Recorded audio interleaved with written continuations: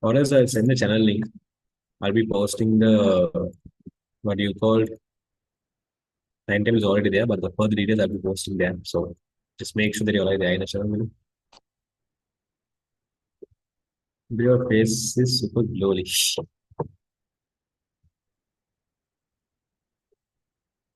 Yes, Simar, yes. We do send print accounts. Give me a moment.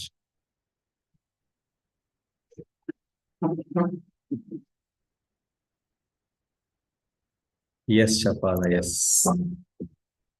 Okay, I guess we can begin now. What do you call? Hi, guys. Once again, hi. Because now I have to the recording, that's why I said hi again. But yeah, keeping that thing aside, majority of you will ask regarding the tute. Timetable is one thing that talk and the tutes. Regarding both of these, like I said a while ago, I'll be telling in the last half an hour of the class. Okay. So first of all, we'll be starting today's content. Today, obviously, we will not have the tute. But then from what do you call next class onwards, probably you'll be getting your hand. Yes, printed tutes completely for free. I mean, if you get the next few weeks classes. Adil, are you serious? Okay, fine. Yeah, Devan, you can try. So today we are going to start the programming section of the what do you call grade 11 syllabus. Okay. So officially we are starting grade 11s. Grade 10s, all these days you all were like babies, learning some baba stuffs. Actually, all were learning some advanced stuffs only.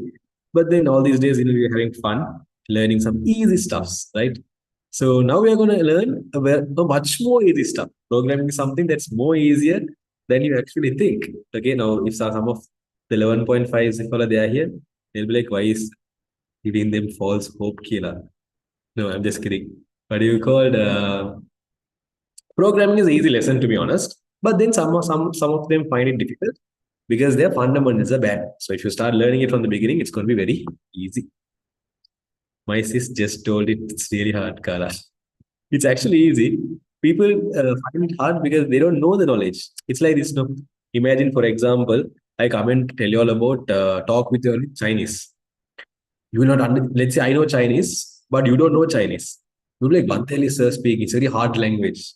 But once you know Chinese, you'll be like, this fellow is talking about this, the Baba stuff. So it's just the knowledge gap you have. Once you start learning about everything, it's going to be just water. Yeah, the list of programming, grade 11 first day. Making us feel it's hard without saying it. It's actually easy. I'm just telling you all that. If someone told it's hard, forget about that. So yeah, 11.5, but programming is hard. Why? Okay, fine. Let's start. Okay. So let's begin, William. So if you take this programming lesson in your grade 11, the most beautiful lesson in grade 11, first of all, we'll be learning some fundamental stuffs. And then only we'll start doing some coding stuffs.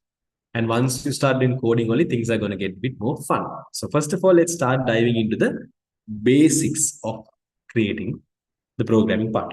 Okay. Anyways, let's begin, William. Normally, if you take this word called programming, where is my mouse? Yeah. If you take this word called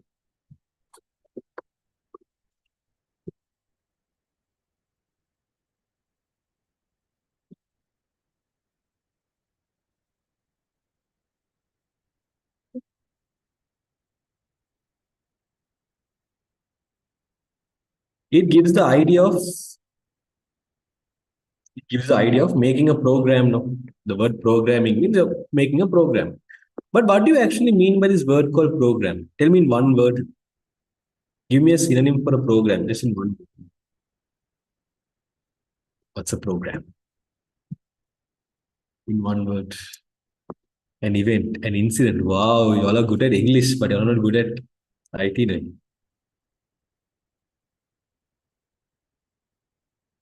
Yes.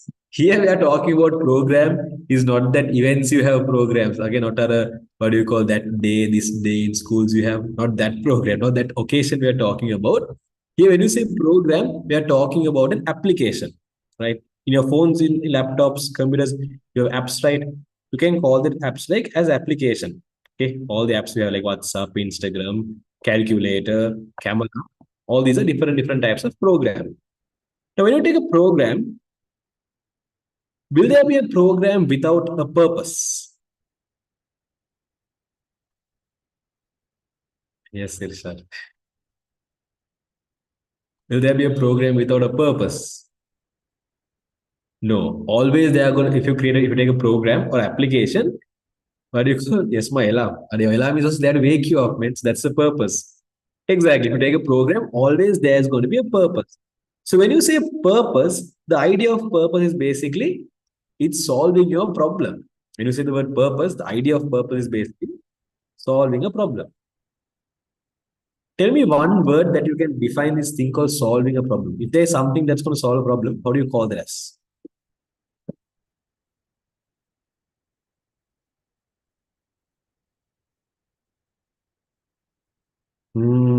Exactly. Solving a problem means basically it's a solution. But indirectly, if you take this whole idea of programming, there's going to be a problem. Okay, there is a problem, and you're going to solve that problem. And the thing you're going to use to solve a problem, you can call it as basically a solution, right? Solution is what is going to solve the problem. Now, if you want to solve this problem without understanding the problem, can you solve the problem? Should we take screenshots? No, but I'll be giving you a printed tute, and I'll tell you in the end of the class how do you get the printed tutes. I'll be giving the PDF version as well, so you can fill the printed tutes by filling the PDF version.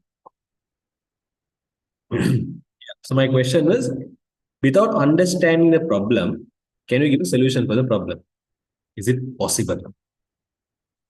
Now imagine what you called you're going for a class, not class. Let's say you're going for a you and your friend is having a chat. Where you're going and telling Machang, see, Machang, what happened? What you called? I was studying for the maths exam, and I had the exam today. I went and did the paper, but the paper was so hard. And out of 5 questions, I was able to do only 3 questions. Kill your friend is starting to rant to you. I mean, they're starting crying at you, and your friend is jabbering some stuffs. Okay. But you're a very lazy person. You're not even listening to what he's saying. And you're like, yeah, Machang, yes, yes. Next time we have to go and what do you call do practice for the football match perfectly. If you give that as a reply, is that the correct reply you're giving? Friend is coming and crying about what do you call maths exam. You're going and telling, yeah, Machang, next time we have to go for the football practice on time. Correct, correct, correct. Killer, you're going to go tell your friend lad. Exactly. Then you can give a nice slap for that bugger for not listening to you, right? So the problem here is your friend is a very lazy bugger. He's not listening to you. Okay. He did not listen to you, so he was not able to understand your problem. Because he was not able to understand your problem, he was not able to give you a proper solution, right? So always when you take programming, now programming is a process of creating these solutions. Okay. Programming is basically creating these solutions. If you want to create a solution for a problem, first of all, you have to understand the problem. Got it, all of you? Up to date, what I said? Got the idea what is programming? And to create a program, first of all, what should you know? What should you do? Perfect. We're going to understand the program, understand the problem. Now, for you to understand a problem and give a solution, normally there are 3 things which we are going to figure out. We're going to analyze using based on 3 things only. We normally can understand a problem and give us proper solution, right? If programming gives solution, what causes problem? There can be different situations. Your wants causes problem. Your needs and wants can cause a problem. For example, you want to what you called protect your house. To protect your house, you're going to include a padlock. Okay, so your padlock is a solution. What? For a protection. Protection is one of your. It's actually a want, but I mean it's not. It's actually a need, but you can consider as a want as well. So Depending on our purpose, depending on our requirement, only there will be problems. Anyways, for you to understand a problem properly, there are some things you have to analyze, right? So we are going to figure out what are the things you have to analyze and how you can give a solution. Now, when you're giving a solution, first of all, what do you call? You have to figure out, okay, for this solution, for someone to follow your solution, what are the things we are going to get from him? Okay, what are the things we are going to get from him? The things we are going to get from a person, what do you think we call them as? Do we call them as input or do we call them as output? Or let's say I want to solve your problem. I'm asking you some questions. So those questions, are they input or are they output?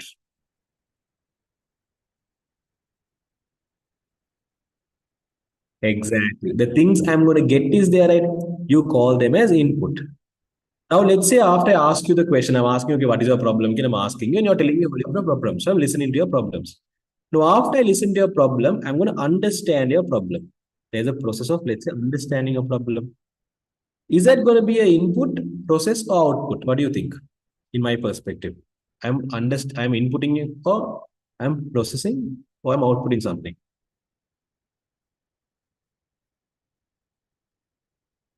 Exactly. It's a process because I'm trying to understand the problem. I'm trying to analyze the problem. Okay. So understanding a problem, you can call it as a process. So once I understood your problem, first of all, I was listening to your problem. I got the problem for you from you. I tried understanding what your problem is. And now I'm going to give you a solution. So the thing I'm going to give you back, is there an input or is there a process or is there output? The thing I'm going to give out. Perfect. That's going to be called as an output. Okay. So I'm going to get something from you, understand it, and give you. So any problems, if you want to give a solution, this is how you can analyze a problem and give a solution. First of all, you're going to figure out what are the inputs we need to solve that problem, and what is the process. How can we solve that problem, and what is the final result. Mostly, output is going to be the final result. Huh? Keep that in your mind. Now, let's take a simple example. Imagine I want to open a padlock. Okay. To open a padlock, first of all, what are the things you need? What are the things I have to have with me? I already have the padlock. I want to open this padlock. To open this padlock, what are the things I need? Correct. I need a key. Now, after I have a key, what should I do with this key in order to open the padlock?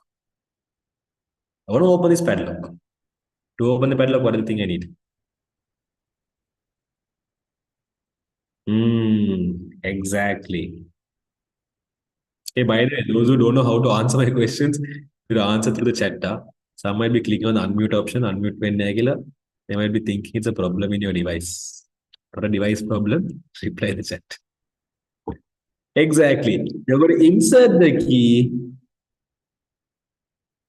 insert, and let's say turn the key. That's why I mentioned lock and key, man. So there's a key. They put the key inside the lock, and you're going to insert it, and you're going to turn it. Now, once you insert and turn it, what's going to be the result? Exactly the result.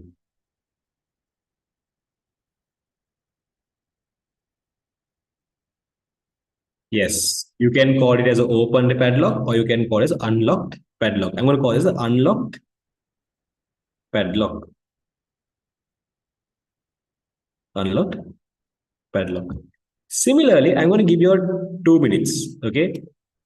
Just tell me, what do you think are the inputs you need to scan a barcode in shops and to withdraw money from ATM? What are the input plus output? Just send me your answers to the chat. Let's see. What if you put the wrong key? Here we are just understanding how to solve a problem. We don't need the exact answer, just need the process. If you're wondering what is barcode, what do you call, if you go for these shops, supermarkets, you can, when you're going to buy stuffs, like let's say from KFC and all, they'll take the product, okay, let's say whatever you want, and in the counter, in that, what do you call, the counter, they will scan the product and they will give you the bill, right? So that what they are scanning, that code is called the barcode. Huh? It'll look like this if you don't know. Something like this, like lines like this.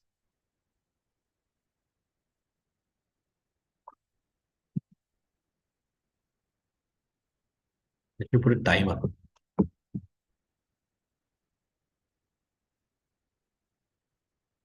You have 2 minutes remaining. 2 minutes two basically.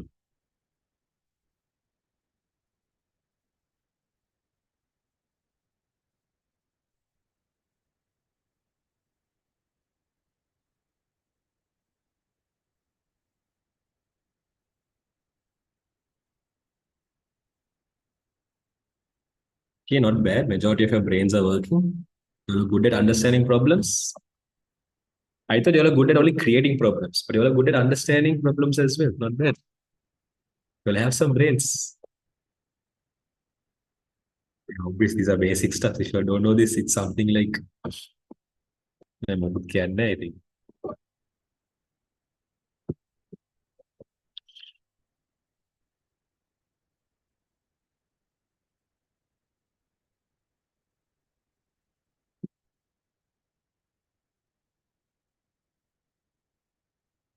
Not some brain, only one brain. But is that one brain functioning?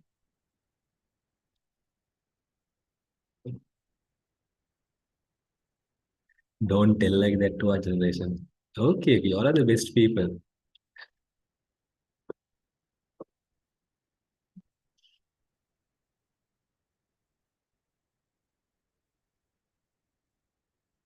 Sorry. We have to understand the problem to create it. No, sir. No, to create a problem, you don't have to understand. Just go and create a problem. Let's say you're bored today, you can go and cry in front of your parents. I want to go out. Unwantedly creating a problem at your home. See?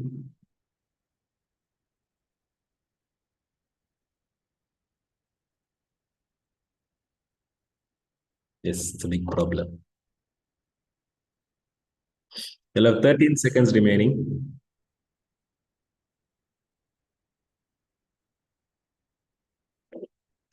So to understand the situation and plan where to create problems. So it's called overthinking. No problem. You don't have to understand. Okay, let's check your answers. Your time is up, so let's check your answers. Now, if you want to scan the barcode, okay, obviously, first of all, you need the barcode. So the input we are going to ask the user to enter or user to give us is going to be the barcode, right? That's the thing we're going to get from the user. And once we get this barcode from the user, what is going to happen in this machine is it's going to scan the barcode. Okay, it's going to scan the barcode. Or what's happening when you're scanning the barcode is computer is there. At computer is going to analyze the analyze means like understand. Huh? I'm going to mention it. Analyze the barcode. Normally, if you take these shops, all those stuffs, it will scan the barcode, right? The computer. Once it scans the barcode, what are the data do you think, or what are the things the computer is going to get about the product? What are the things they'll get? Imagining some examples. Won't the input also include the scanning machine? That's an input device. Here we are talking input, the things we have to give for the computer. So we are giving the computer the barcode. The barcode reader is going to scan the barcode and it'll give that code for the computer. So the computer is going to analyze the barcode, which means it's going to understand, okay, what is the meaning of this barcode, right? Mostly a barcode will tell you what's the price of the product.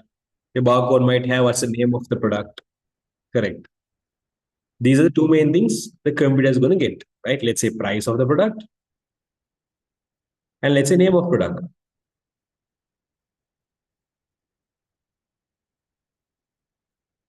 right?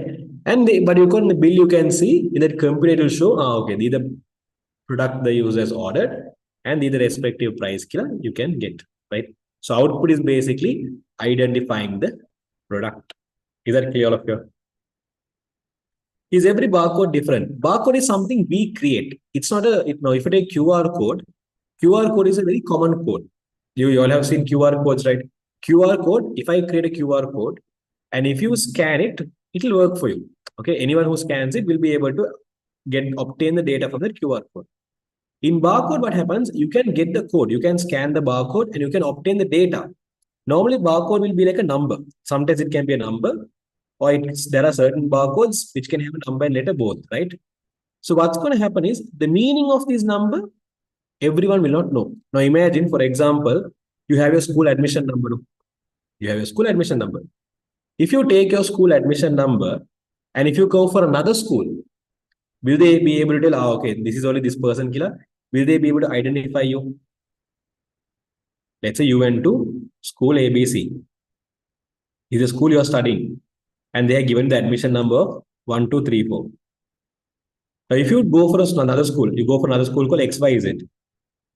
If you go for this school called XYZ, and if I go and search what is the details about student 1, 2, 3, 4, will I be able to get your details? Will I be able to get your details?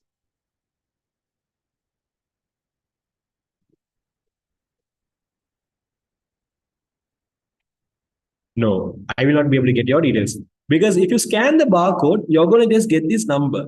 And the meaning of this number, mostly it will be stored in the computer. Like, for example, let's say if you take Keel Super will have a system now. That system will be able to understand what is a product you have taken. But if I take that same product and if I go and scan it in Cargill's, I will not be getting the product. Got it? So barcode is going to be, it's connected to that system we have in that specific shop. So if I go to Keel Super and scan their barcode, it will work in their system. The same thing if I go and scan in Cargill's, sometimes it might not work. Again, depends on the situation. Just barcode is enough for the input. Let's say something like this. Now, if you are coming for a physical class, let me see if I have the card. If you come for like a physical class with Master Academy, you'll be getting a card like this. Okay, where? Let me off the blur. You'll be getting a card like this. Okay. Normally, when you scan this card, there's a number. When you scan this card, there's a number that's going to show. Like, for example, the number would be something like this. Let's say 2, 2, 2, 3, 4, 5, 6, 7, blah, blah, blah, blah. Let's say this is a number. Now, if you take this, what you call number, and let's say if you are going to go and find in a different institute, they'll be like, who the hell is this student? They'll not be able to analyze who you are. Okay. Even if you take our branches and check, like for example, let's say you take the Vellavatta card and go and give in Polannava, they will not be able to figure out whose card is this. MAW means Vellavatta, MAK means Polannava. Let's say you take, okay, let's say you got the card in Vellavatta and you take this card and go to Polannava, they will not be able to identify you. Why? Because you are not a registered student there, right? So when you take shops as well, if you take their system, they will be registering you there. For example, they will be telling, okay, the person with this card number is this student. Your card number, your name, and your details will be storing. Just like that in shops also, we'll be storing in their database, they'll be storing the product, they'll be storing the barcode number, and let's say the product name, and the details about the products, they'll be storing in their system, right? In their specific system, they'll be storing all of these details. So in their system, if I scan your code, I will be able to figure out that, okay, this is the product we have taken. But if I take the same product and if I go and scan it in a different system, will I be able to get the details correctly?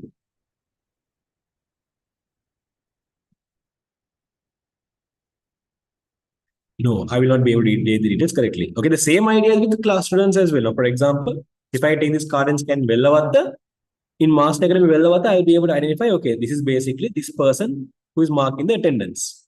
But if I go to Colon now, it will be like there is no such students in our database. There is no such students who is in this academy registered killer. I'll be getting an error there. Because this number is registered at Vellavatta, but not at the Colon now branch. Got the idea how this barcode works? Then QR code can be scanned by anyone. Again, barcode and QR code, it's both of them are storing values. So if you like, normally majority of the QR codes you all come across in your life, you come across URLs. But there are certain QR codes when you scan, you might just get a number only. So if it's going to be just a number, unless your system has stored the meaning of that number, you will not be able to understand. You will not be able to get the meaning. Perfect. Okay, so that's how the barcode works, right? Most people go to supermarkets. What they do by scanning the barcode is they'll obtain the price of the product and the name of the product, and that's how it shows in the bill. Got the idea of that, all of you? So barcodes are something specific for one product in one shop. Yes, one type of product to be more specific. Like all the biscuits will have all the Golmari biscuit will have the same barcode. All the what do you call, let's say Tikri Mari biscuit will have the same barcode. But Golmari and Tikri Mari will have two different barcodes. Got it? The same type of items will have the same barcode. Nice. Perfect. Similarly, let's say you're going to go for the ATM machine to withdraw money. What is the thing you're going to give for the machine? Now, that machine is a system, right? What is the thing you're going to give for that machine? Yes, you might give your card. Apart from card, to withdraw money, what else should you give? Correct. You have to give the machine your PIN number. Apart from card and PIN number, there's one more thing which is necessary. What is it? When you're withdrawing money. Exactly. That is the amount of money you want to withdraw. These are like vital data, important data. Without this, what do you call? You can't withdraw money. Now tell me some of the process you think the ATM machine is going to do. Okay, I'll make it very simple. Using this PIN card and PIN number, what is it going to do? What is the process it's going to do using these two data?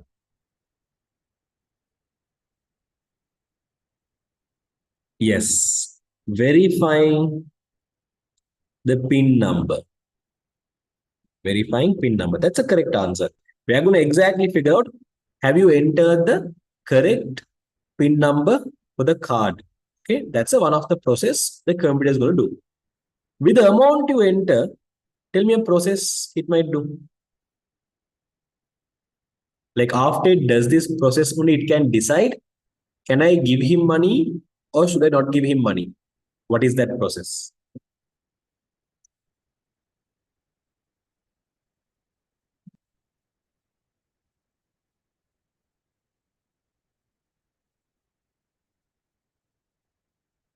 Exactly.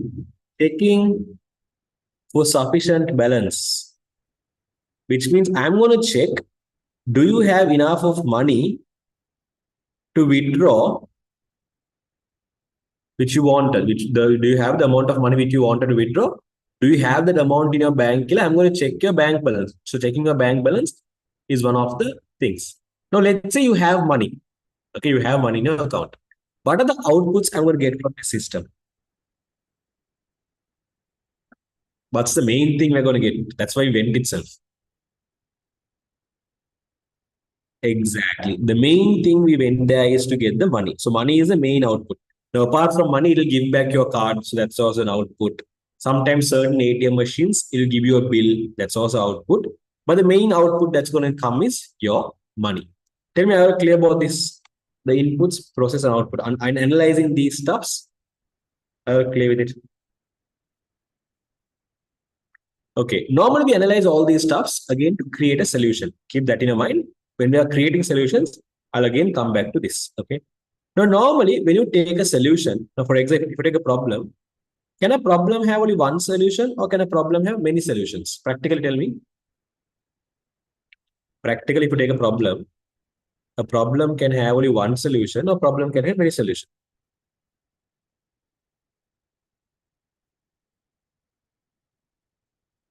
Exactly. A problem can have many solutions. I'm going to ask you all a bit of a mathematical question. If you all know sets, this will make your work very easy. Imagine that this is the solution I have taken to my problem. This is regarding like sets kind of idea, okay?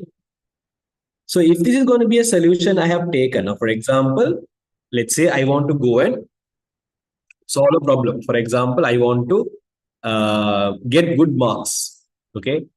If I want to get good marks, there are different things I can do. I can go and practice past papers. I can go and let's say study the theory. I can go and get help from my school teacher, or I can get help from my class teacher, or I can go and get help from my friends. I can follow either one of these methods and improve my marks. All are possible solutions. Now, out of all these solutions, let's say I decided to practice past paper. To solve my problem, I decided to practice past papers.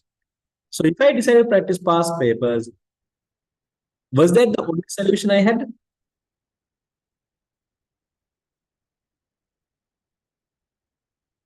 No. You can see I had some other options as well, right? I decided to practice past papers. But apart from past papers, I had some other options as well, which I could do. These remaining options we have is there, right? You can call that as your alternative solutions. These remaining options you have, you can call it as alternate solution.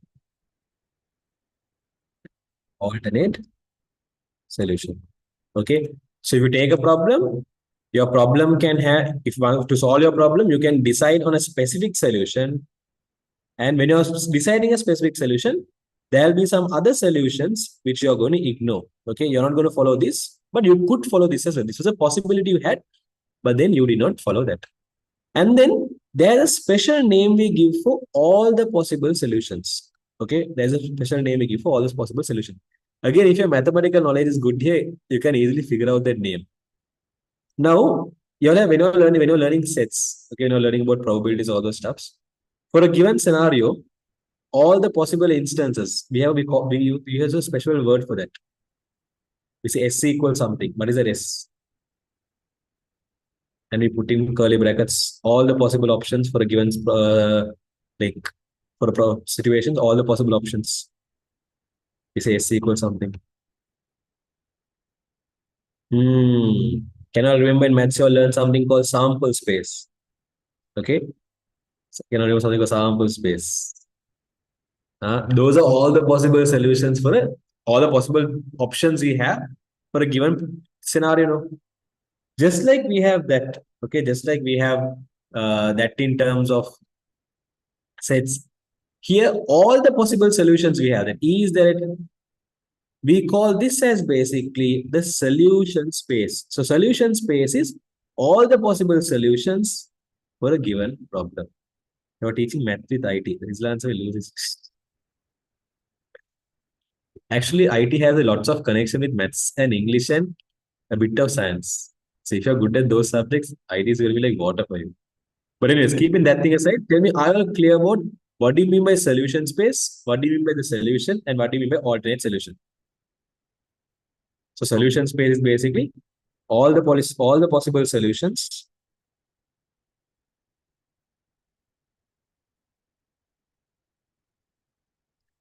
for a given problem.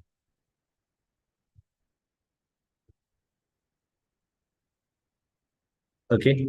Okay. Let me tell you an example, and with that, I'll explain you what this idea is.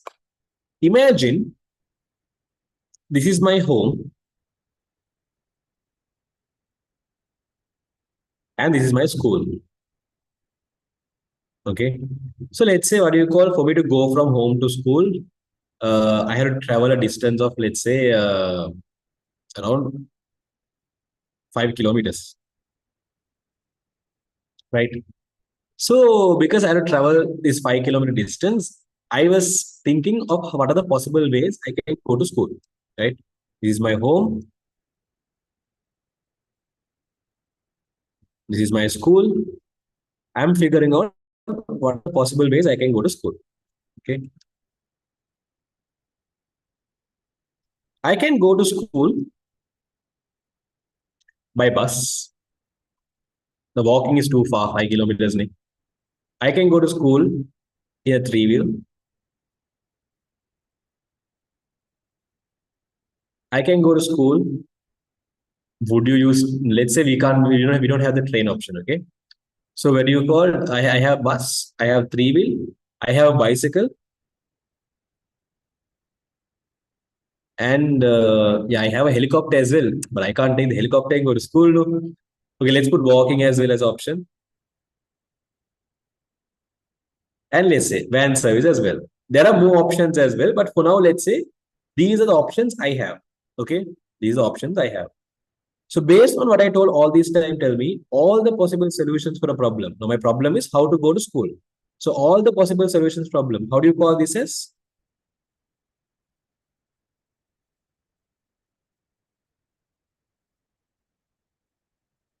Correct. All the possible solutions for a problem. Ikrimano. We call that as a solution space. Right? We call that as a solution space. Now, out of these options, I was like, okay, the most cost-effective method for me is, let's say I can go in a bicycle to the school. Killer, I am planning on going in a bicycle to school. I'm planning on going to in a bicycle to my school. So if I'm going to go to my school in the bicycle becomes the solution, or the bicycle becomes the alternate solution for my problem. I decided to go to school by bicycle. So this bicycle, does it become a solution or does it become the alternate solution?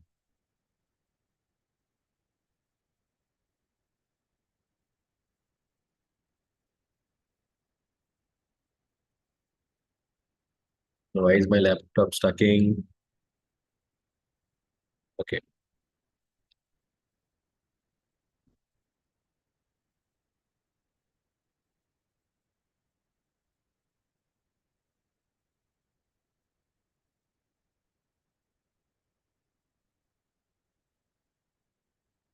give me a minute, guys. My laptop is stuck. Okay, fine. Yes. If I'm going to go in the bicycle to my school, sir, went to 1999. Yeah, I mean, I'm talking about my time. No, I was born in 1899. No. So when I was born in 1899, we used to go to school walking, swimming. You know, there was what you called sometimes there is no roads. So what happened was we had to wear a jacket and we had to swim and what do you call after we swim from some places we had to walk and then we had to jump and it was not easy going to school. You don't know what our time, no? 200 years back, it was not easy going. Sometimes dinosaurs also will come. So that time we had to make sure that we escape from those dinosaurs. It was a very tough time. Anyways, what do you call if you take your school? Let's say I'm planning on going in the bicycle. This is my solution to solve my problem. My problem was how to go to school, how to travel to school. Okay, to solve my problem. What do you call? I thought of going in the bicycle. That was my solution. So if I'm going to go in the bicycle, if that was going to be my solution, the other options I had, which is I could have gone the bus, I could have gone the three wheel, I could have gone walking, I could have gone van service. The other options I have, they become what? You could have got into a dinosaur. I am actually a very scaredy cat. I'm scared of dinosaurs. So that's why I told dinosaurs, you go on your side, I'll go on my side. Killer. We both split paths. How to get the recordings? I'll let you know later. Exactly. That's going to be called as alternate solutions. Correct. So when you have one option, okay, right? When you have one option, let's say you have a problem. First of all, a problem will have multiple solutions, right? So all the possible solutions we call as a solution space. These are all the possible solutions. Then out of all the possible solution, let's say I decided, okay, I have to make one decision. I can't follow everything. Like, can I come in the bicycle and bus both at once? At once. At once, can I come together? No, let's say I have decided only because it's just 5 kilometers. It's not a large distance. It's a 5 kilometer distance. So what do you call? I'm going to come in one specific transportation method, right? So that one specific transportation method is going to be, let's say, my solution. I thought of what do you call becoming a. If you're a Hindi actor, you could have taken the bicycle in the bus and go. See. People will think I'm mad, man. In movies, it doesn't make sense, but then in reality, think. Okay, so I'm going in the bus. So I'm going to go in the bicycle. That's going to be my solution. In this scenario, did I go in the bus or did I go in the three wheel? Did I go in the walking? Did I go van size? Did I follow these options? The scenario I told you. No. There were options I could follow. I could have followed those options. But I did not follow those options. They are exactly. They are my alternate solutions. Tell me, all of y'all, are you clear of what do you mean by the solution space? What is the solution? And what are the alternate solutions? Clear?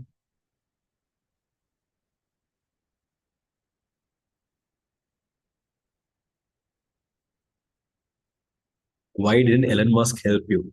I said, no, I already have a helicopter. I thought not to take helicopter and go. If I take my helicopter and go to the school, how no other my classmates, they'll be like, yo, they'll think that I am too rich and they'll feel very how they'll feel very sad. No, I don't want to make them sad. So that's why I was like, let's just go in the bicycle itself so everyone feels equal. Exactly. They'll feel jealous of some people. In 1889, were there helicopters? Actually, I made my own helicopters. I'm actually, even though I'm an IT lecturer, I used to make inventions as well. If you're in my 11.5 class, you know what are the inventions I have done.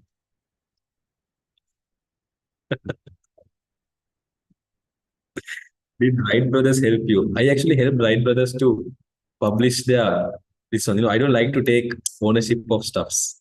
So even though those days we used to make it together, I was like, you all take the ownership. Bye bye. I just let them live alone and happy life. Anyways,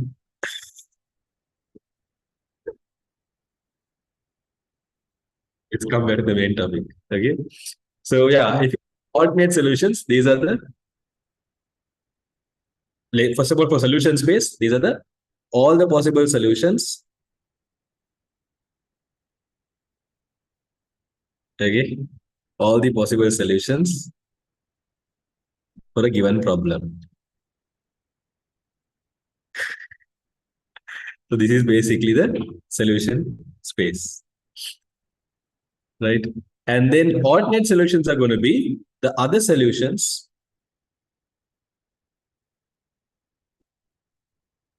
apart from the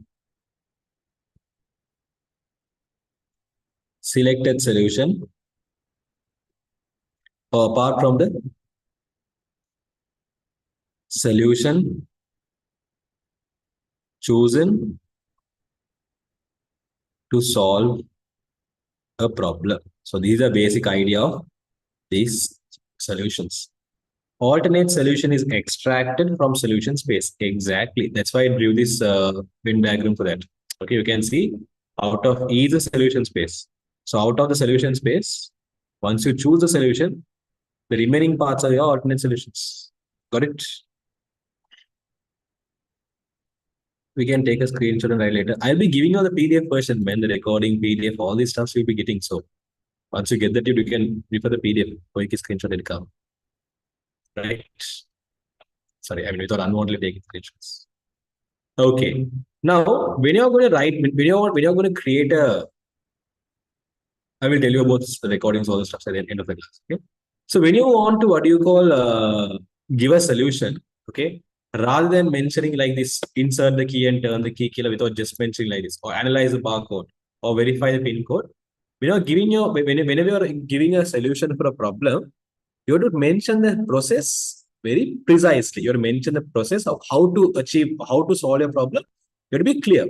Now imagine I want you all to, what do you call, I want to give you all the recording of the class. And I'm going to tell you, okay, you all can obtain the recording from the website. I'm just telling that one sentence. The sentence I'm telling is, you can obtain the recording from the website. Can I expect all the people who are there here to properly understand how to get the recording in that case? Will all know, let's say there are 172 people here.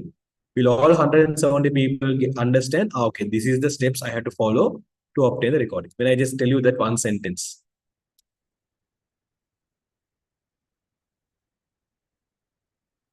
No. Some of y'all, yes, y'all might be able to somehow figure it out. But majority will be confused. But what meant, which they will not, first of all, you should know what website I have to go and get the recording. Second thing, how to get the recording in the website. I have not told anything. I have just told you can get the recording from the website. So whenever you're going to give a solution for a problem, always make sure your solution is given precisely. Precisely means perfectly in a very clear manner. Is that part clear? Giving a solution, you make sure your solution is precise, which means step by step, clearly or mentioned. Okay. Okay. So normally take the solutions. Let's say I'm going to give you the solution, a very step by step, very clear pattern. Will you? There's a special name we give for that. We call that as an algorithm. So if you take them, algorithm is basically the step by step solutions. Sorry, step by step instructions. Okay, the step by step instruction that you have to follow to solve your problem. Got the idea?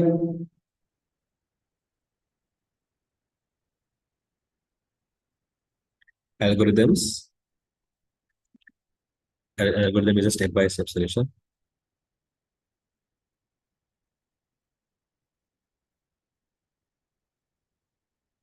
A step by step instruction is a step by step instruction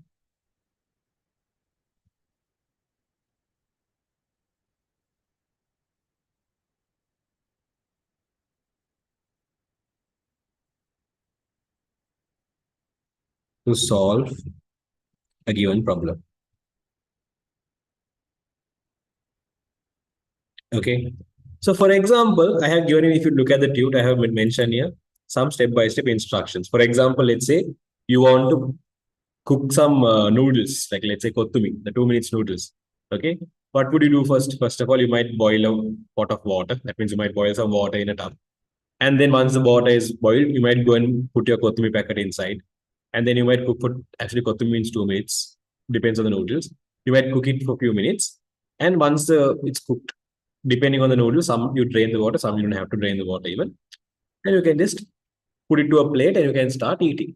Now, when I give you the instruction like step by step, a person who is going to follow it, there is a high chance that he will be able to achieve his goal. He will be able to solve this problem. But without giving the solution step by step clearly, can I expect my target audience? Can I expect the listeners? Or can I expect the followers to solve this problem properly without giving them the details properly? Are you teaching to cook us? I'm not going to cook you all. If you all can cook your own self. Anyways, I give you some step-by-step instructions, examples here. But the idea of this is basically that for you to solve a problem, it's more better if you can write your solution in a more step-by-step pattern. So then the person who's going to follow your instruction. Again, we're writing this algorithm. Okay, we're writing this algorithm for a person to follow it. So if I give my instruction very step-by-step pattern in a more clear manner, then the people who are going to follow this will be able to follow it properly. Is that clear, all of you?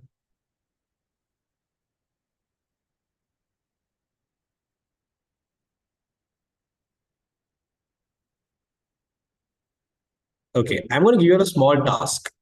Okay, if you have a paper and pen, you can just write on that. And after that, if you once you're done, you can let me know through the chat. Okay, just try writing an algorithm to solve this problem. Just some what is the step-by-step method you will follow to solve this problem. Don't write the question because you'll be getting the tutor. No. For now, just take a paper and just write your answer of how you can solve this problem in a step-by-step pattern. I'll give you 5 minutes. Use your brains, huh? Once you're done, let me know you're done. Oh, once you're done, raise your hands up participant list. In Zoom, you can raise your hands up. No? So once you're done, raise your hands up. Should we send it? Don't send it. Once you're done, just raise your hands up. Because again, I told you, there is no one answer for this problem. Any solution, if you take a problem can have various solutions. Okay. So each one of you all might come with different ideas. I'll just let you all know few ideas out of them. But just you all try to use your brain and see how we can solve this problem, the step-by-step pattern, like the instructions.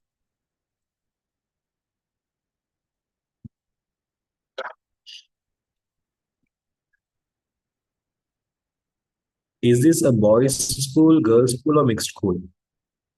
Hmm, let's consider that it's a mixed school.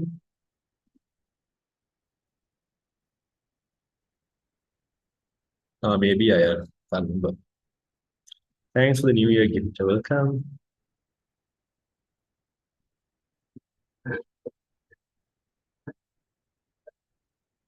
Be specific in your answer, right? Like how you're going to do it.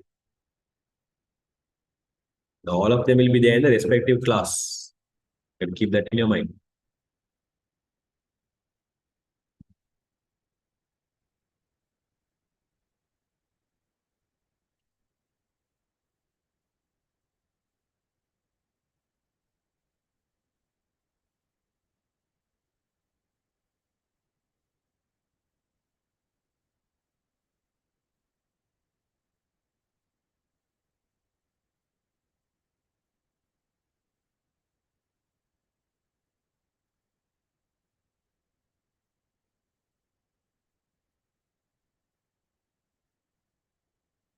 Once you're done answering this question, raise your hands in the participants list.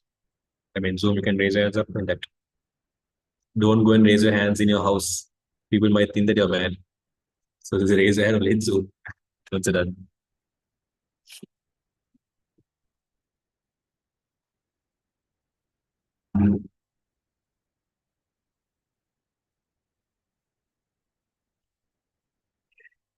Exactly, Rasha.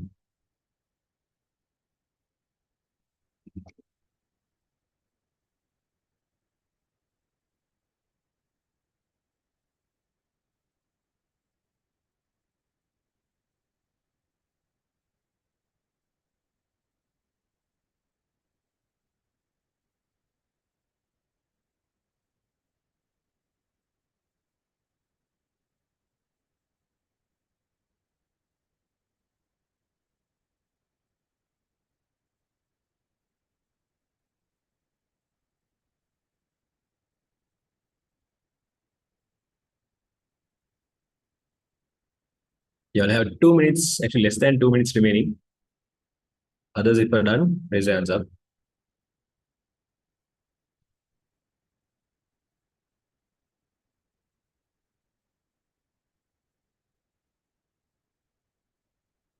How many steps should we have? Again, I told you, if you take a problem can have several solutions. So I can't exactly, it's going to have one step, two step, three step, four step. Each of us can have different approaches. You have to improve your thinking. Try think differently. If I saw you think something like, everyone will think like this. Let me think differently, Kila. Think differently. Actually, I recently, I mean, I did this class at Colin now. One fellow gave me a different answer. Still, well, what we did not do. Like the last 2 years, I have discussed the same question basically, but that fellow gave me a new answer.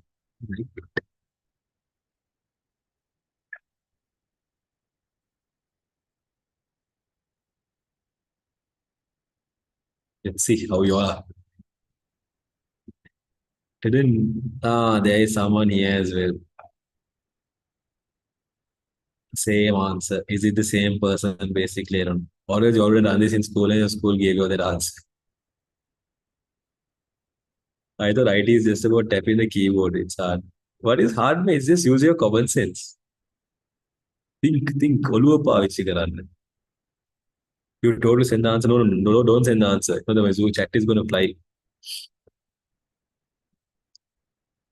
9, 8, 7, 6, 5, 4, 3, 2, 1.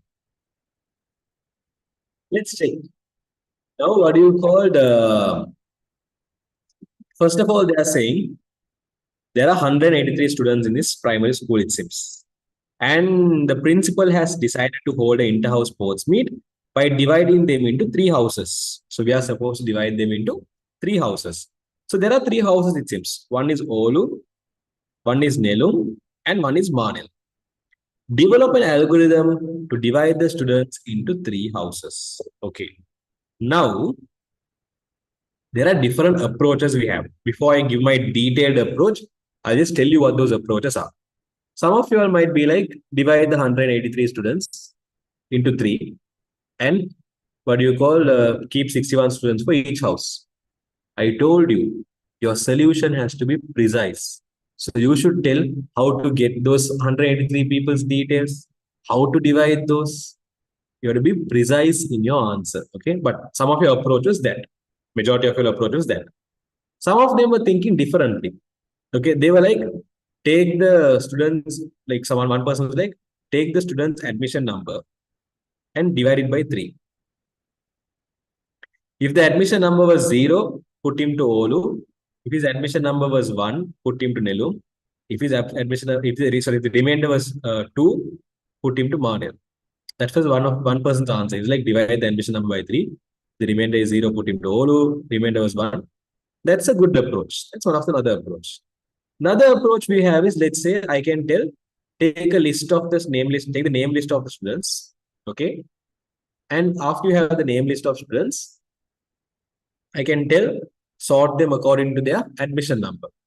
Okay. After you sort them according to the admission number, you can tell, okay, first student is going to be in Olu, second student is going to be in Nilum, third student is going to be Manelkil. You can do that approach. Another approach we have is we can get the name list of students along with your date of birth, and then we can sort the list. What do you mean by this word called sort?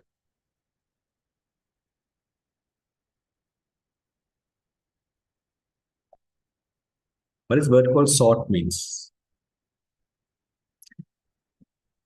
No, sort means rearrange. Okay, keep in mind, sort means rearrange. So what I can do is I can take a list of students with their name and then with their date of birth. Now, once I have the name and date of birth, I'm going to rearrange the list based on the date of birth. Let's say I'm going to rearrange the list. I'm going to rearrange, or let's say reorder the list based on the date of birth. So let's say in the date of birth in ascending order. Example. Okay. So for example, the first record will be the youngest person, then elder than him, elder than him, elder than him. And let's say the last record is going to have the eldest person. So let's say I'm going to have ascending order, descending order, whatever. So let's say I'm going to prepare the list. Now, once I have the list like that, once I have the name list with those, what do you call, different date of birth, I can put the first student to Olu, second student to Nelum, third student to Manil, fourth student to Olu. Likewise, I can repeat the first 3 steps. That is Nelum, Manil. Assigning the first person Olu, second person Nelum, third person Manil. I can be like, repeat those steps for all the students. That is another approach I can have. Can we say it, if they are dark, they are old and blah, blah? No, that's not how you reach for them.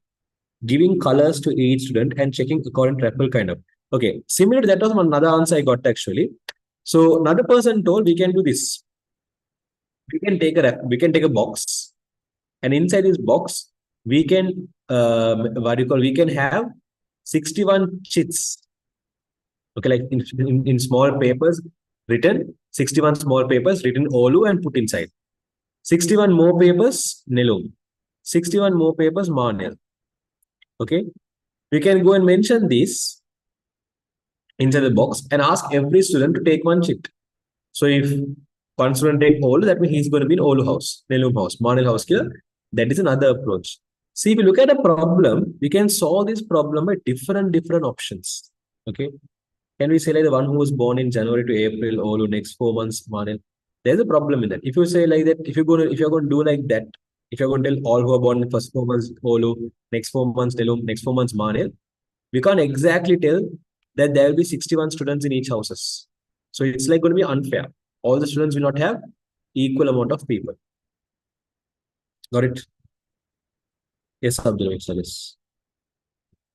Check the number of students in each class and divide them equally. Again, that's also difficult. In your school, does all the classes have equal number of students? Certain class might have more students. Certain class can have less number of students. So normally, if you take your schools, I'll tell you what the process most of your schools follow. How your school follow process is going to be something like this. Let me give you the step-by-step order. So I'm going to be like step 1. Get the name list of students.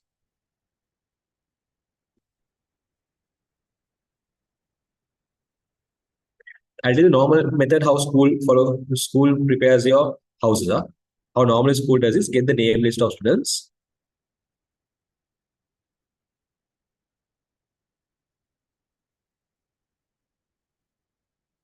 With their admission number.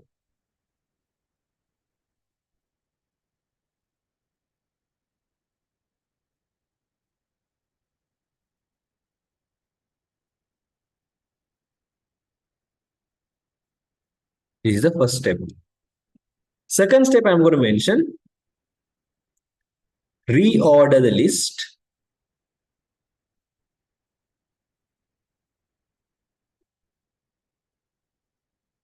in the ascending order of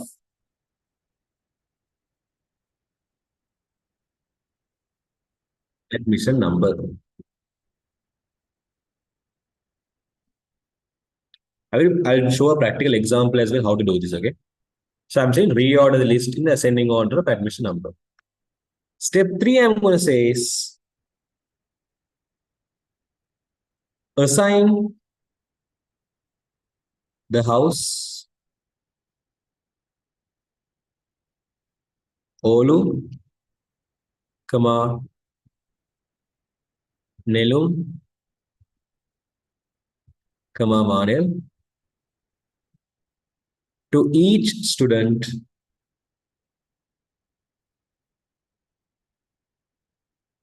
in the respective order.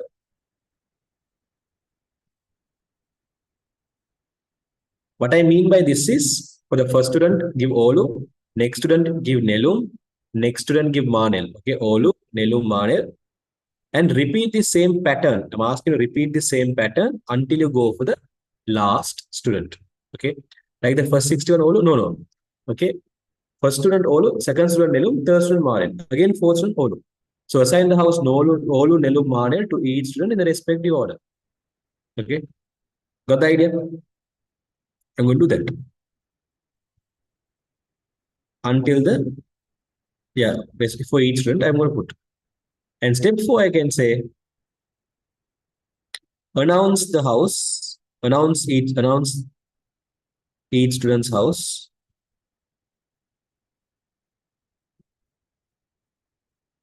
to them.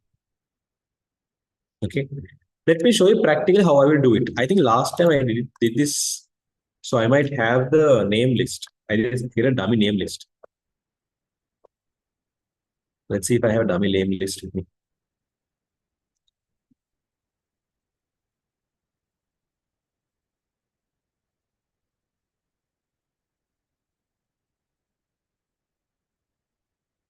That's Rasha because I'm not showing you the other browser.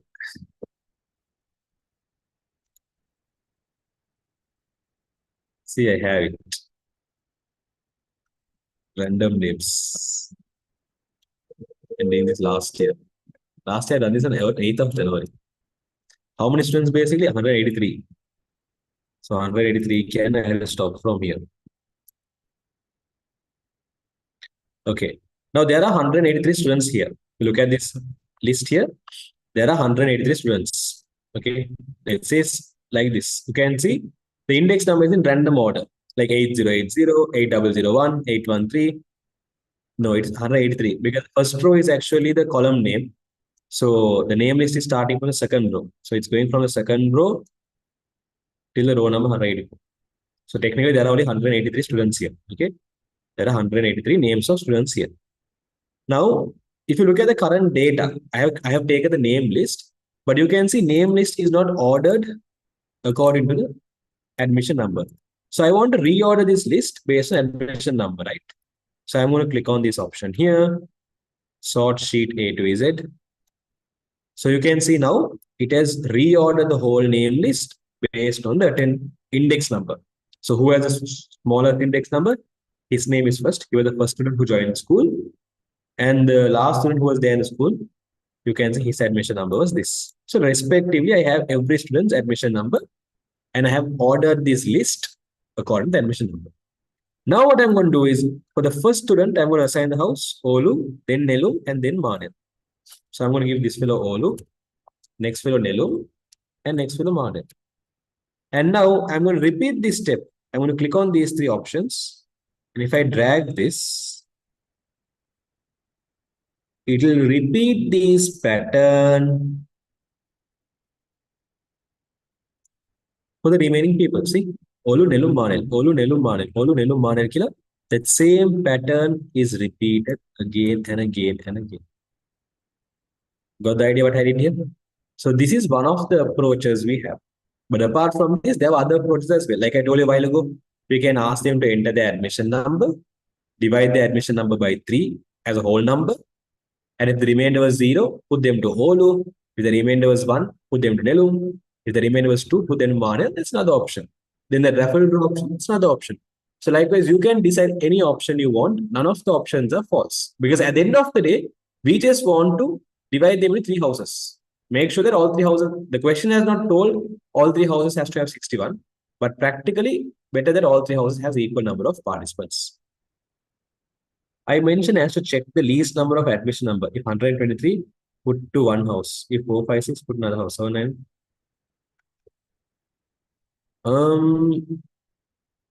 If 123, put in one house. If 456, put in another house. 789, put in 0. Check it out. Is it wrong?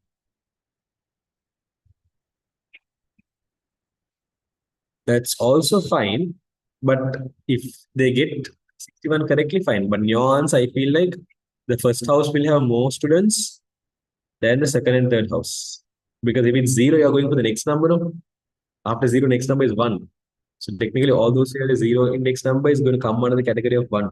Atika. The remainder will never be 0. It will be 0. For example, if my admission number was, let's say, 333, then the remainder is 0. Answer is 111, remainder is 0. Got it? I'm talking about the remainder, not the quotient, not the quotient.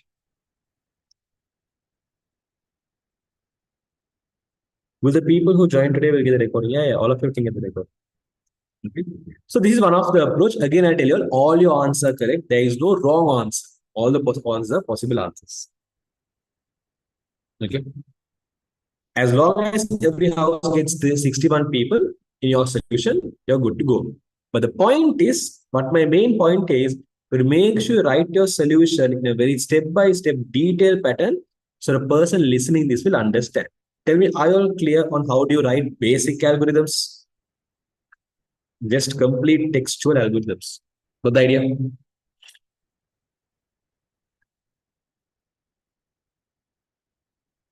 Janani, yes.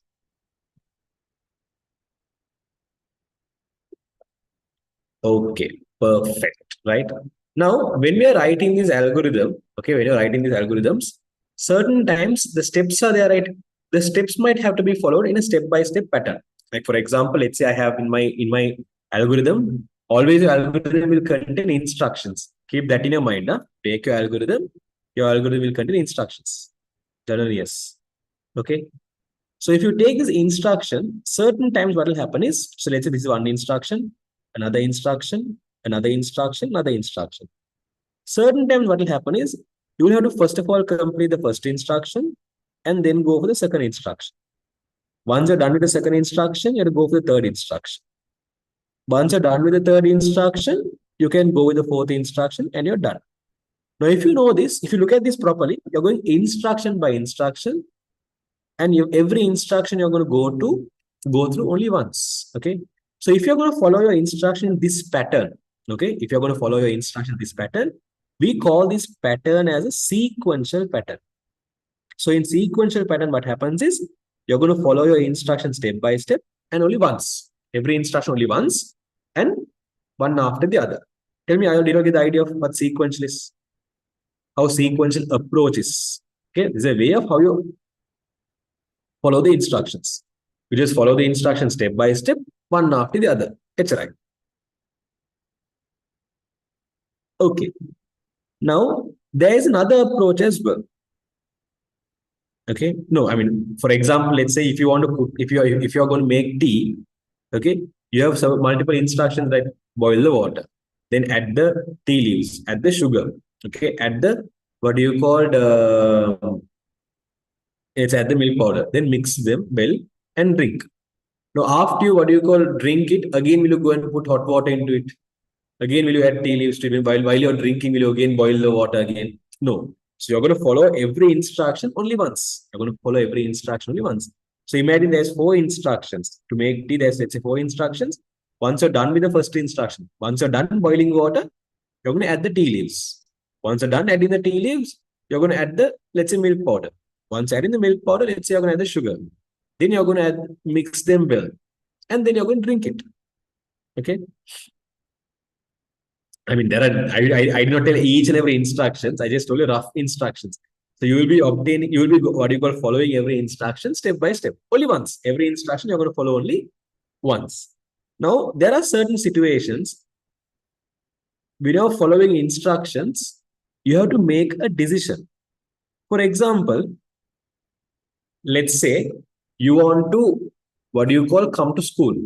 Okay. So you're going to write the steps.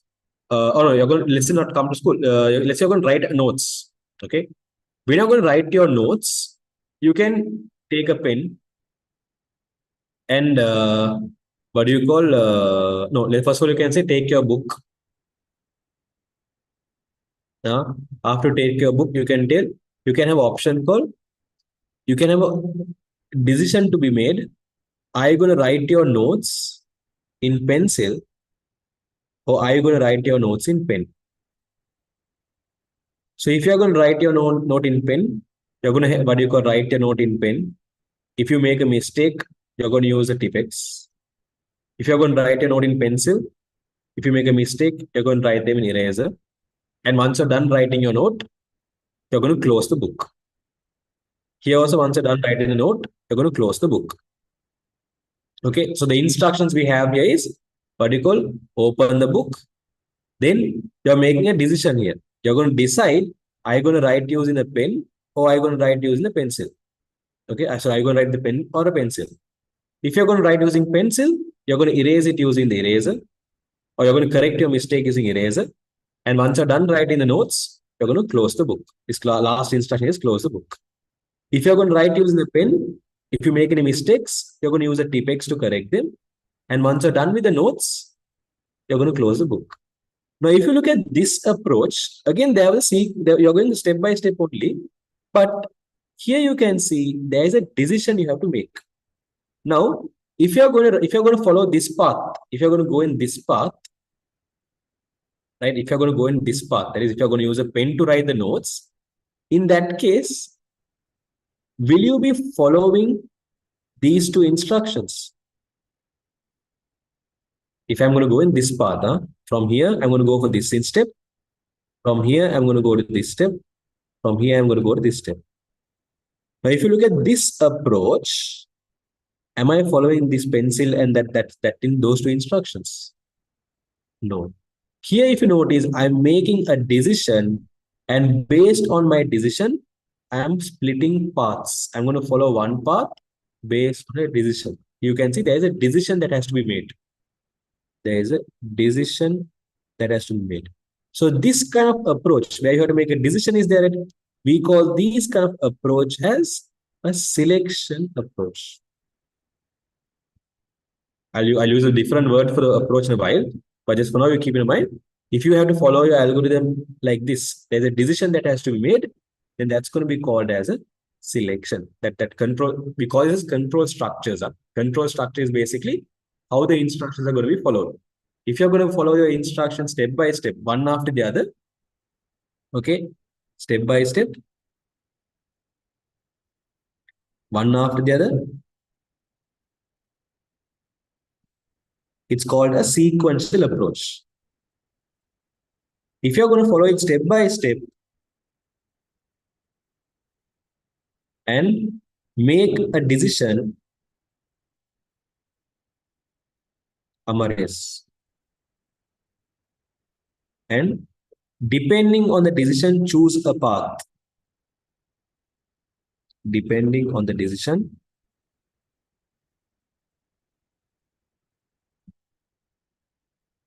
choose a path. If you're going to follow in this approach, we call that as a selection. First of all, tell me all of you, did you understand the difference between selection and sequential? Sequence and selection. Sequence and selection. I will clear about these two differences. So if there's a condition, if there's a choice you have to make, what is it? Is it sequence or selection?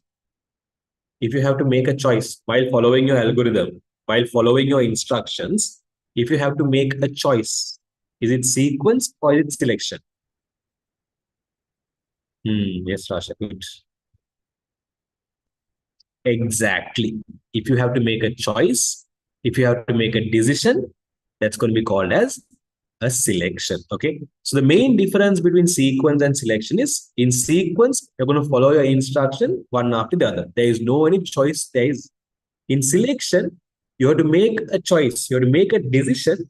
Based on your decision, your instruction can change. Like for example, imagine, let's say you want to, what do you call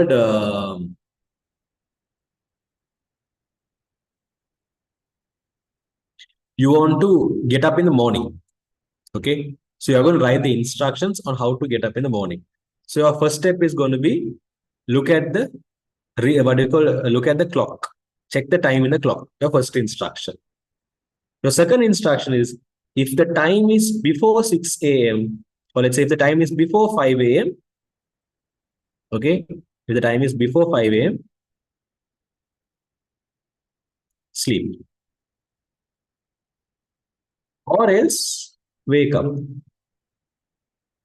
If you notice here, you're going to get the time fine. After you get the time, you're making a decision. You're checking is the time before 5 a.m. or after 5 a.m. And depending on the decision, depending on the answer for this question, if it's before 5 a.m., you're going to go and sleep. If the 5 a.m. is passed, you're going to wake up. So there is a decision you have to be making, following the instructions. So let's say now the time is 4 o'clock. So if the time is 4 o'clock, will you follow this instruction? Highlight instruction, highlight in 5 in pink color. Will you follow that instruction if it's 4 o'clock? No. You're going to get the time. And if the time is before 5 a.m., you're going to go and sleep. Okay. You're going to follow the one instruction. That is what selection is. When you're following the instruction, you have to make a decision. You have to make a choice. There's a question you have to answer. Based on that, you will follow one specific instruction. You will not follow both. Clear?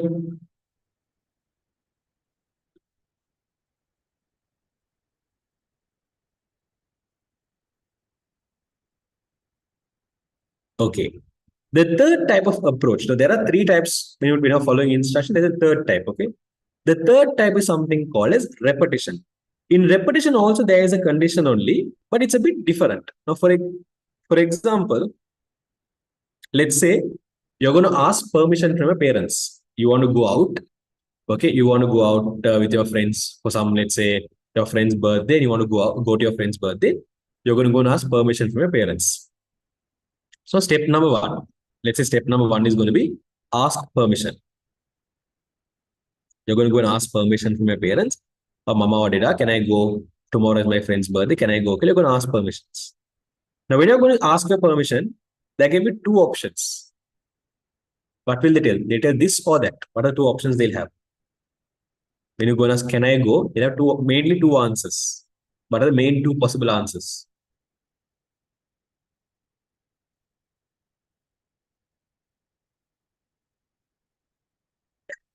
Majority of people, I think they have only one answer. But what is the possible answers?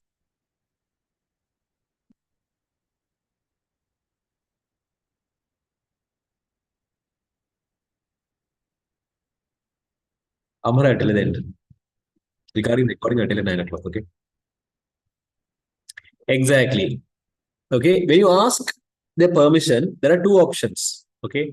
So I'm going to check if it's the obvious the answer will be yes or no. So I'm going to check if permission is yes. Check if permission is, or check if permission is no. Check if permission is no. Or permission is not granted. Now, if they don't give you permission, will you be like a good child telling, okay, mama, I'll stay home? Will you be like that? You'll be like, okay. You listen to their instruction. First time, you'll be like, okay, I'm a good child. I'll stay home. I will do that. Obviously, no. Okay. What will you do? If the permission is not granted, again, you will go and ask the permission. Okay. So you're going to check if permission is not granted. Okay. Check permission. So I'll write here, check permission. I'll just simplify and write it, check permission. So when I check permission, there are two options. It can be granted or not granted. So I'll be like, check permission not granted. Then go and again ask permission. But So you're going to again go and ask permission. You're going to again check permission, ask the permission. So if the permission is not granted, again you're going to go and ask. Again you're going to go and ask. Again you're going to ask. Now when you again and again ask, they'll get fed up. And after they get fed up, they'll be granting you the permission. Okay. Now if the permission is granted, you got the permission. Will you again go and ask permission? You got the permission. Huh? They said, okay, go killer. They're like, okay, I'm fed up of listening to your crying. Just go killer. They allowed me, gave you the permission. Will you again go and ask permission? No. Now you are going to go out with your friends. Now, if you look at this scenario, you're going to go and ask the permission and you're going to check the permission. Okay. If the permission is not granted, you're going to basically go and again ask the permission. Okay. So you're going to go and ask the permission. You're going to check if the permission is granted. If it's not granted, you again go and ask the permission. Again, if you're going to check that permission, what they told, the answer they told. If it's not granted, again, you're going to go and ask permission. So if you look at this part, these instructions which you have here, it's going to be repeated again and again and again and again and again based on a condition. Now, this checking a permission is a condition, right? Based on this condition, you're going to again and again repeat. And once this condition is like, okay, we got the permission, now you're going to stop repeating the instruction. You're going to go for the next instruction. Okay. So when you're following instructions, if there's a scenario where a certain instruction is going to get repeated, okay, if there's a scenario where a certain instructions will get repeated or possible to repeat, we call that approach, or we call when the instruction is going to go in that pattern, we call that control structure as a repetition control structure. Tell me, is that clear of you? What if the answer is always no? Then there is no end for this program. Again and again and again, you're going to ask the permission until the ears get fed up, or else until you die. There are two possible options. Either their ears get bleeding and they give you the permission, or they give you some, what do you call, violence in such that you would say stop asking because now you're dead. But anyways, tell me, are you clear of sequence, selection, repetition? How instructions are followed here, how instructions are followed here, and how instructions are followed here. Got the idea, all of you?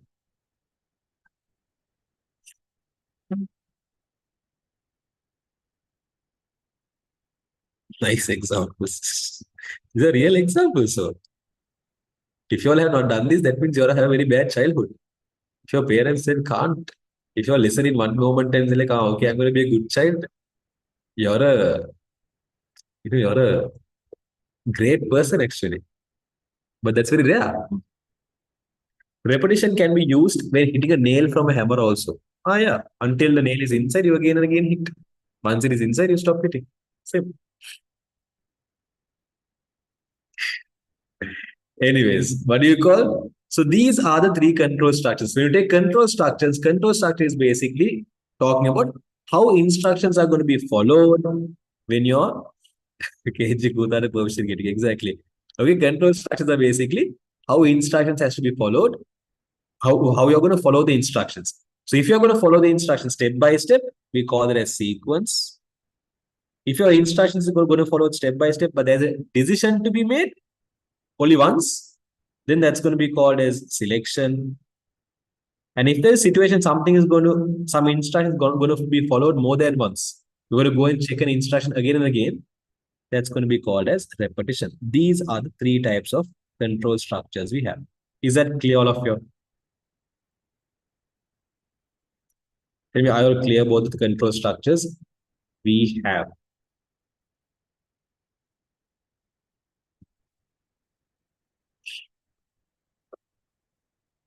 Okay. For today's class, I'll be stopping from there. From here, I tell you how to get the tunes and how to get the recordings and all those stuff from here onwards. In next week's class, we'll be learning in detail what is sequence, what is selection, what is repetition.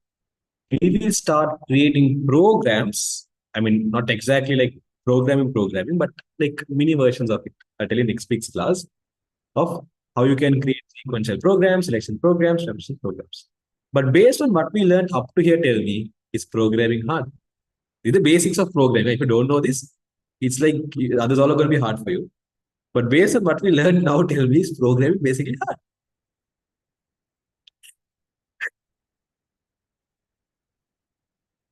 Can all these happen at the same instance? All these will not happen in the same instruction, but all these can happen in the same program.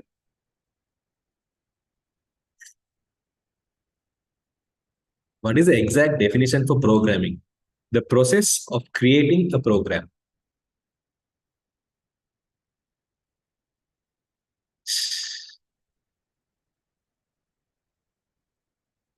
Okay, perfect. Now I'll tell you all how you can get the tunes and all those stuffs. Actually, if you take our classes happens through a website called as masteronline.lk. Okay. So if you already have an account in this website, then perfect. But if you're a completely brand new students, first time you're seeing this website, there's a button called sign up here. You can click on this button and you can create an account. You can enter your details and create an account. Okay. So once you create the account and once you sign up to your what do you call profile, then you can sign into your account as well. Okay. Once your account is created, you will be able to see the website like this. Okay. Then you're a local syllabus now. So you scroll down and click on this local curriculum. And you're a grade 11s now. So go and click on this grade 11 class here and go and click on ICT. Okay.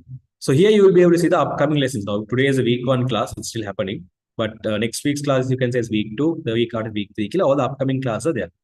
So what you're going to do is you're add to cart all the upcoming lessons. Okay. You can add to cart the week 2, add to cart the week 3, add to cart the week 4. And once you click on view cart here, this button, after you click on add to cart, the button name changes to view cart. So you can click on this view cart. Then you can see the total amount and there's a payment method. You can do a bank transfer card payment. And after you make the payments, like if you select bank transfer, it will show your account number. So you transfer, do a bank deposit, click on choose file, and you can select the payment slip and click on place order. Or if you're going to do card payment, click on card payment, enter your details, and click on proceed to checkout. So once your payment is done, okay, once you have made the payments, all those stuffs, your class will be visible in the My Schedule page. Let me show that as well. Like once you have made the payment, if you go to this My Schedule page, you will be able to see all the class. Now here it's showing the grade 11, today, only today's class is shown. But if you have purchased all the upcoming classes, all those classes will be visible in this My Schedule page once your payment is done. And then if you have purchased a class, the week 2, week 3, week 4, if you have purchased that class, you will be getting the tute to your house delivered completely for free. For tute, there is no any delivery cost. For tute, there is no any different cost. Okay, you'll be getting the printed tute completely free if you have purchased the upcoming classes. That's the first thing regarding that. Then in terms of the recording, I'll be publishing the filled tute. That means PDF version of what I wrote here. And today's class recording, I'll be publishing in our WhatsApp channel. I'll send you in the chat the link for our WhatsApp channel. The majority of you are there in it. But if you're not there in the channel, then click on that link and join the channel. Once the class is over, I'll post the PDF version of the tute and recording of the class in the channel. Is that clear, all of you? In future, how you can get the recordings? The class recordings normally, again, My Schedule page. If you go to past task, it will show the finished class recording. Like for example, I'll show you an account which has recordings. Well, I'm using your account. But if you go to finish class, then if you go and click on view here under respective class, you want the recording, you can see view recording. It's there. Okay. So My Schedule page is where you get the past recordings. Again, you get the recordings only if you purchase. Through the My Schedule page, you get the recording only if you purchase. What about coupon code? Coupon code is not relevant for you all. You can ignore that. Can I pay the money in master and get the tute from the academy since I'm already going physical? Yeah, you can. So once you have paid the fees, what do you call? You will be contacted and you can sort out that. Anyways, with that, we're done for the day. If you have any questions or can stay and ask from me, others you can leave. Yeah. Recording for 1 week. Yes, within 1 week, you can watch the recording. I mean, today's class recording will be not expiring because it's a free session. But normally the paid class, only for 1 week, the recording will be there. Okay, Nicola. Will the programming lesson be completed within this month? No, programming is not a small lesson. If I'm going to complete within 1 month, it's impossible. At least 2 or 3 months it might take. To be honest with you, at least 3 months it will take. I think last year, it took 3 months to finish programming. The whole lesson. You might be wondering what means I saying 3 months for programming killer. I'll tell you, even though we took 3 months of programming, we are the people to take the last batch. I completed all the lessons. After each and every lessons, I completed all the O-level questions relevant for that lesson. When you learn programming, all the O-level questions related to programming we discussed. SDLC second lesson, all the O-level questions related to that lesson we learned. Third lesson, fourth lesson, fifth lesson, all the lessons we learned the theory properly.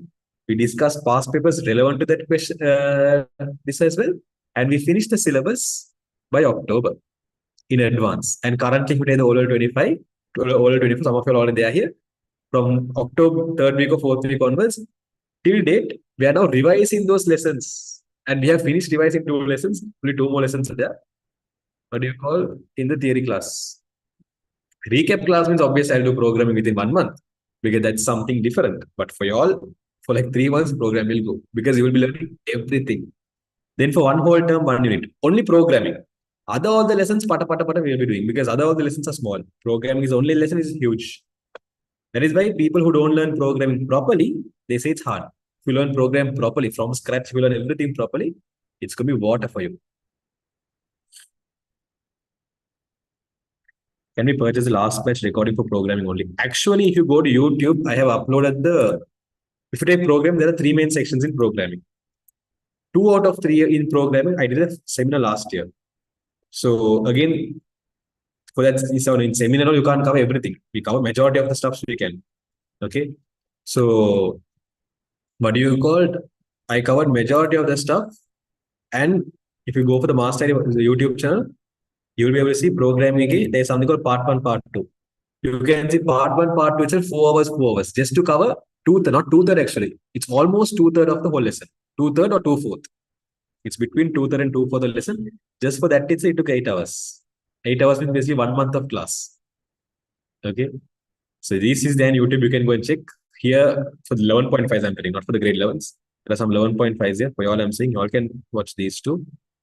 That's more than enough, the basics. After done watching these two, if you go for this, what you call ICT free paper class, 11.5s, here I discussed initially, the first few days, I discussed the programming oral questions. So you can see them as well. Again, that's for 11.5s, oral 24. Do we want to do coding also? There's a small part of coding. I'll teach you later. Will you practice papers? Yes, that's why I told you. If you look at this tute as well, the last few pages are going to be completely, again, this tute, I have not attached it, but we will be getting the oral questions as well. After every lessons, we'll be discussing all the oral questions related to that lesson. Is there a recap class? For the 11.5, yes, not for grade 11. Currently, we have finished 2 lessons of the recap class. How many lessons are there? In grade 11, there are 6 lessons. Farah, what is it? I missed your message. Can you again say? Are you conducting recap? Yes, Walaikum Salam, Barakallah. When is the next physical class for the lesson programming? Physical class, whatever I thought, today, whatever I thought online, I'll be teaching that tomorrow in Vellavatta. And the part 2, session 2 for Vellavatta is going to be next Friday, not tomorrow. How many lessons did I replied? Do you want to? How many classes should be purchased to get the tute? Upcoming classes. So there are 3 classes upcoming. To purchase all 3 classes, grade 11, you can see there is week 2, week 3, week 4. Once you purchase all the upcoming classes, you will be able to see the recording. So you will be able to get the tute. When is the next physical class? I answered. How many lessons are answered? Good. Why is the next physical class? Is the class ended? Yeah, I told you a while ago. We're done with the syllabus. I mean, today's content. If you have any questions, you can stay and ask. Others, you can leave. When is the recap class? Look at WhatsApp me. I'll tell you the details. It's technically, I have closed the registrations. By the way, my number I'll drop in the chat. I have closed the registration, but WhatsApp me. I'll tell you what to do. Can I know the payment for 1 month? Grade 11, 1,600. Both the grades 1,600. Yeah. But for this month, first week is free. So it will show as 1,200 only. This month 1,002 because the first week is free, but normally monthly payment it's 1,006. Can we get the tutes for this class? Yes. If you purchase upcoming classes, you get the tute. And the PDF version I will drop in the channel today. What are the lessons you have completed? Spreadsheet database repair. Okay, WhatsApp me, I'll tell you what the details. Can we pay the fees for IT class at Master Academy? Physical class, physical, you can pay in the academy itself. Online class, you have to do it through the website. The website is called Master Online. I'll drop the link in the chat.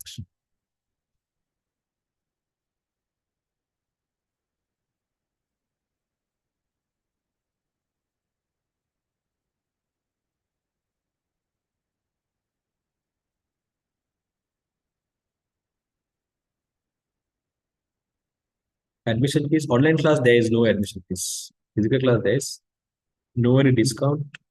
If you purchase in the website, there are discounts like, but if you purchase now, normally if you take, even though it's showing 400 here, normally the class if you see next month, it'll be 500 each.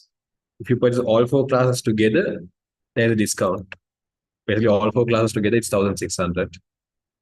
And if you purchase multiple subjects like maths and ICT or ICT commerce, like if you purchase multiple subjects, I think if your total is more than 4,000 or something, you get a 600 rupees discount. There are a lot of discount in the website, man. Just go and purchase, enjoy. What is the problem when we don't get the verification code when resetting? You might get the code, there might be a delay. Within 10 minutes, if you don't get, then drop a WhatsApp message to Rakim, 077 He's only in charge of the website issues. So just drop him a WhatsApp message. Drop me a message as well. If I'm alive, I will reply. I will try to reply, but yeah.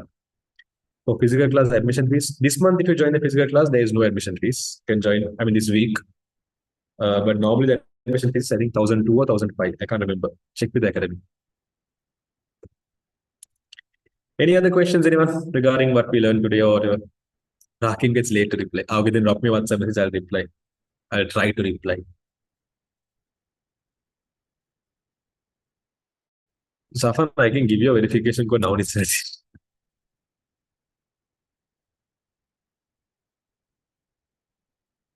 I can give you a verification code now. Research. If you really want verification code. Wait, I'll check. It's actually 851099. I'll WhatsApp. I'll send a chat. That's the verification code. Is it Lama? The website is nice. Thank you. Okay, so as there is no other queries regarding what we learned today and all the stuff, so I explain everything. I'm going to end the meeting. Have a nice day. Bye bye. Okay, I'll check. I'll check. Within the day, I'll check and reply. Inshallah. But yeah, with that, we're done for the day. Enjoy. I'm going to end the meeting. See you all next week.